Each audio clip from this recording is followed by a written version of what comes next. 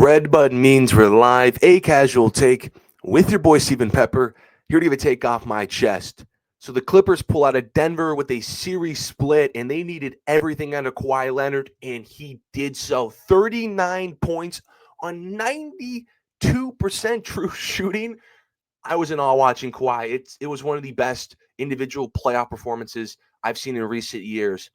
And it made me think about Kawhi's career. This guy is the biggest sports what if in my lifetime. Like, think about it. He's one of three players to win Finals MVP on two different teams, but he has less career points than Richard Jefferson. Like, it's confusing because his highs are as high, like the 2019 championship, as some of the best players of the 21st century. But he's lost so many prime years due to injury after injury that his overall resume falls short in comparison to his great peers.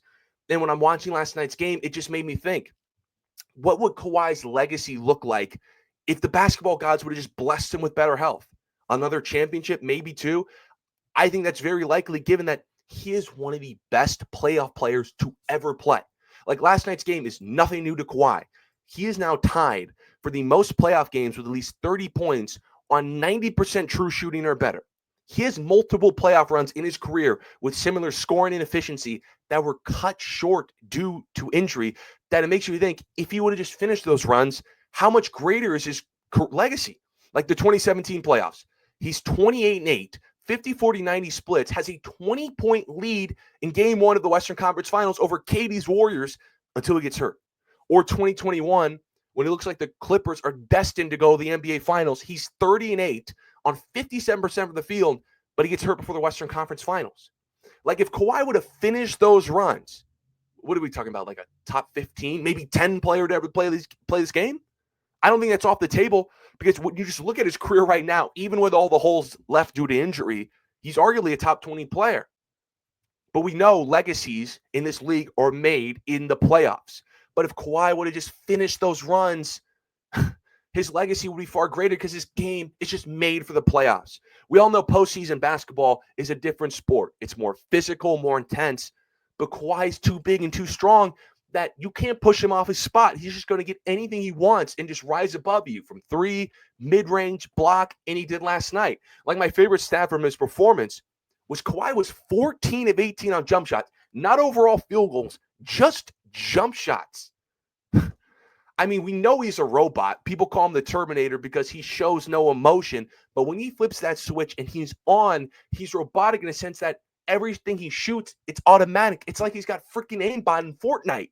The guy is programmed to not miss. And it's not like he's shooting wide open corner threes like Westbrook did last night.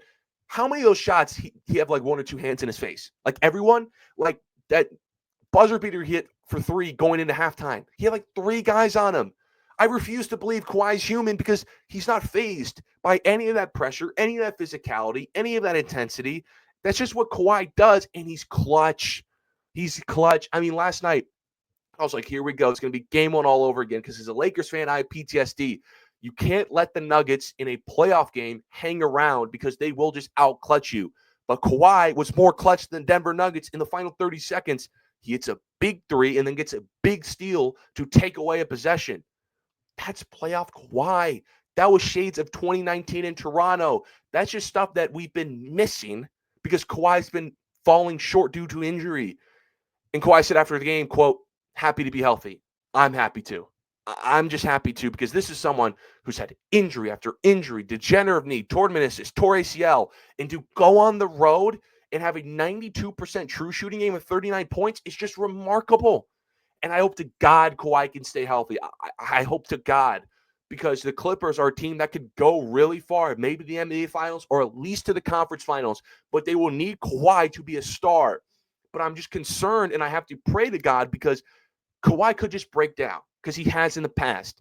He hasn't finished a playoff run since the Clippers run in 2020 in the bubble, but he had 4 months off due to the pandemic break. So you have to go all the way back to pre-pandemic 2019, that Raptors run, where Kawhi started a playoff run from start to finish in a normal season. But And what I'm concerned is this series, I think it's most likely going to go 7 games, wire to wire. Everything's going to be close. It's going to ask Kawhi to play so many minutes. Last night he played 39 minutes. And the game before he played 41. That went to overtime. That you just cross your fingers that he doesn't break down. Because when he doesn't break down and he's healthy, it was a reminder last night. This is what Kawhi Leonard is when he's healthy.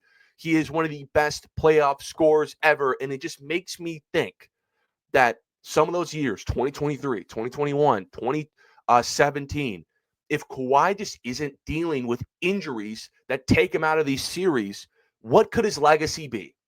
Let me know what you guys think of Kawhi's legacy right now, what it could have been. I appreciate everyone for tuning in to this episode of A Casual Take. Follow my social media. Stay up on all things related to the show.